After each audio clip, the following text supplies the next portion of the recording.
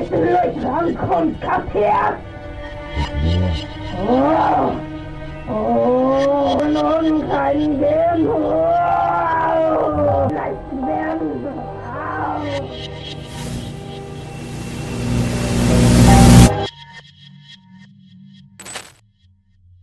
Video को शुरू करने से पहले बता दूं, आज की कहानी कोई मनगढ़ंत किस्सा नहीं बल्कि एक खौफनाक सच्चाई है। साल 2005 में हॉलीवुड में एक रोंगटे खड़े कर देने वाली फिल्म रिलीज़ हुई जिसका नाम था द एक्सोर्सिज्म ऑफ एमिली रोज।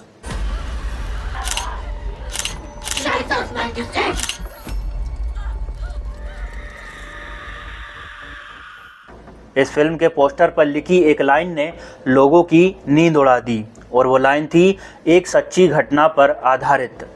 असल में ये कहानी एनालिस मिशेल की थी जिसके साथ हुई एक्सोर्सिज्म की घटना दुनिया की सबसे खौफनाक और मशहूर घटनाओं में गिनी जाती है। पश्चिमी जर्मनी में जन्मी एनालिस महज 16 साल की उम्र में स्कूल में अचानक बेहोश हुई और उसके बाद सब कुछ बदल गया। जिस दिन एनालिस बेहोश हुई उसी रात उसे महसूस हुआ कि उसके बिस्तर पर कोई बैठा है। एक भारी अदृश्य वजन उसकी छाती को कुचल रहा था। वो सांसें नहीं ले पा रही थी। वो अपनी माँ को पुकारना चाहती थी लेकिन आवाज़ नहीं निकल रही थी। ऐसा लग रहा था जैसे किसी ने उसके ऊपर भारी वजन रख दिया हो। डर के मारे उसने अपना बिस्तर तक गीला कर दिया। डॉक्टर और न्यूरोलॉजिस्ट ने जांच की लेकिन उन्हें कोई शारीरिक बीमारी नहीं मिली। फिर भी दवाइयाँ शुरू कर दी गई लेकिन एनालिस जानती थी कि यह दौरा सामान्य नहीं है बल्कि इस दौरे के दौरान उसने कुछ सुना। एक आवाज़ जो उससे कह रही थी कि तुम सिर्फ मेरी हो। जब वो चर्च में प्रार्थना करने जाती तो उसे वहाँ शांति नहीं मिलती। उसे लगता कि जिस ज़मीन पर वो खड़ी है वो ज़मीन जल रही है। एनालिस को अब मतिभ्रम होने लगे थे। एक अदृश्य आवाज़ उसे लगातार बताती कि वह शापित है। वह गहरे डिप्रेशन में चली गई। धीरे धीरे उसका व्यवहार हिंसक और अजीब हो गया। द टेलीग्राफ अखबार ने बताया कि डर की वजह से एनालिस ने एक दिन में लगभग 600 बार प्रार्थनाएं करना शुरू कर दिया था। यहाँ तक कि उसके घुटने के लिगामेंट भी डैमेज हो चुके थे। फिर एक बार वो मेज़ के नीचे जाकर छिप गई। लगातार 2 दिन तक वो कुत्ते की तरह भौंकती रही। यहाँ तक कि कीड़े मकोड़ों को खाना और मरी हुई चिड़ियों को खाना अब उसके लिए आम हो चुका था। लेकिन ये सब कुछ उसके माता पिता के लिए किसी दुस्वप्न से कम नहीं था। 1974 तक आते आते एनालिस का व्यवहार इंसानियत की सभी हदें पार कर चुका था। उसके माता पिता अपने ही घर में एक अजनबी के साथ रह रहे थे। एक ऐसा अजनबी जिसने उनकी बेटी का पूरा शरीर पहन रखा हो। वो दुबली पतली हो गई लेकिन उसमें बेलों जैसी ताकत आ चुकी थी। कहा जाता है कि उसने एक बार अपनी बहन को गुड़िया की तरह उठाकर फेंक दिया। डॉक्टरों ने कहा कि उसे सिजोफ्रेनिया हो गया है। जब विज्ञान ने हार मान ली तो परिवार ने चर्च का दरवाज़ा खटखटाया। बिशप ने उसके अंदर से बुरी आत्माओं को निकालने के लिए झाड़ फूंक शुरू कर दिया।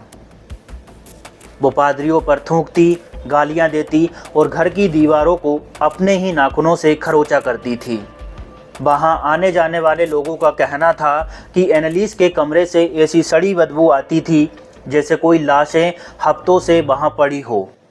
हैरान करने वाली बात यह है कि एनालिस के अंदर 6 अलग अलग राक्षसों की आवाज़ें आने लगी जिसमें हिटलर, न्यूरो, लूसीफर और जूडोस जैसे नाम शामिल थे। इस घटना की असली ऑडियो रिकॉर्डिंग आज भी इंटरनेट पर मौजूद है। एनालिस रुकी नहीं। उसकी आंखें सूजकर बंद होने लगी, दांत टूटने लगे और चेहरा नीला पड़ चुका था। मई 1976 तक एनालिस का शरीर जवाब दे चुका था। वो चल नहीं सकती थी। उसे निमोनिया हो चुका था और उसका वजन गिरकर महज सिर्फ 30 किलोग्राम तक रह गया था। एनालिस ने कांपते हुए होंठों से अपनी माँ से आखिरी शब्द कहे, माँ प्लीज़ मेरा हाथ थाम लो, मैं डरी हुई हूँ। यही उसके आखिरी शब्द थे। अगली सुबह 1 जुलाई 1976 को जब सूरज की पहली किरणें कमरे में आई तो एनालिस हमेशा के लिए सो चुकी थी। लेकिन कहानी यहीं ख़त्म नहीं हुई थी। एनालिस की मौत के तुरंत बाद पुलिस ने जांच शुरू कर दी। पोस्टमार्टम की रिपोर्ट में कुछ चौंकाने वाली सच्चाइयां सामने आई। डॉक्टरों ने बताया कि एनालिस की मौत किसी भूत या आत्मा की वजह से नहीं, बल्कि भूखमरी और कुपोषण के कारण हुई थी। बचाव पक्ष, जिसमें शामिल थे पादरी और एनालिस के माता पिता, उन्होंने अदालत में ये साबित करने की कोशिश की कि एनालिस पर सच में आत्माओं का कब्जा था। सबके सामने सबूत के तौर पर अदालत के अंदर एक्सोर्सिज्म यानी झाड़ फूंक के दौरान रिकॉर्ड किए गए 42 से ज़्यादा ऑडियो टेप चलाए गए। जब अदालत में वो खौफनाक और अमानवीय आवाज़ें गूंजी तो वहाँ मौजूद हर शख्स की रूह कांप गई थी। लेकिन मेडिकल एक्सपर्ट ने इसे मानसिक बीमारी, सिजोफ्रेनिया और एपिलेप्सी का चरम रूप बताया। लंबी बहस के बाद अदालत ने विज्ञान और कानून का साथ दिया। चारों आरोपियों, जिसमें शामिल थे एनालिस के माता पिता और 2 पादरी, उन सभी को दोषी करार दिया गया। उन्हें 6 महीने की सज़ा सुनाई गई, लेकिन कुछ ही समय बाद उस सज़ा से उन्हें निलंबित कर दिया और केवल 3 साल के लिए निगरानी पर छोड़ दिया गया। एनालिस की कब्र जर्मनी के क्लिंगेनबर्ग में आज भी मौजूद है। कई लोग उसे एक संत या शहीद मानते हैं और आज भी उसकी कब्र पर फूल और प्रार्थनाएं लेकर जाते हैं। उनका मानना है कि एनालिस ने दूसरों के पापों का प्रायश्चित करने के लिए सब कुछ सहा है।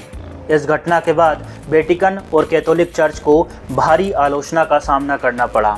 इसके बाद एक्सोर्सिज्म के नियमों को बहुत ही सख्त कर दिया गया ताकि बिना किसी मेडिकल और मनोवैज्ञानिक जांच के झाड़ फूंक न किया जाए। इस वीडियो को बनाने का मकसद सिर्फ इतना है कि भारत जैसे देश में भी झाड़ फूंक को पहली प्राथमिकता दी जाती है, लेकिन हमें झाड़ फूंक में न फंसकर हमेशा ही डॉक्टरों की सलाह लेनी चाहिए।